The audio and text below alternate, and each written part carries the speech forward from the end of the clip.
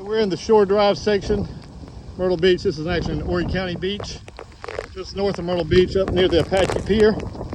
As you can see the North Myrtle Beach is again the sand dunes here in front of the beachfront accesses. And conditions are beginning to deteriorate down here.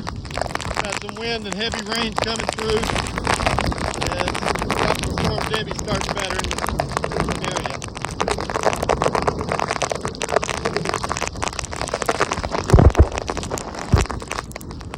Trying to clear the camera up here a little bit.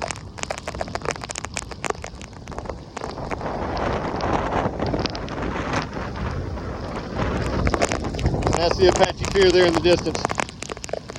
Hope it does okay. A few people out here on the beach experiencing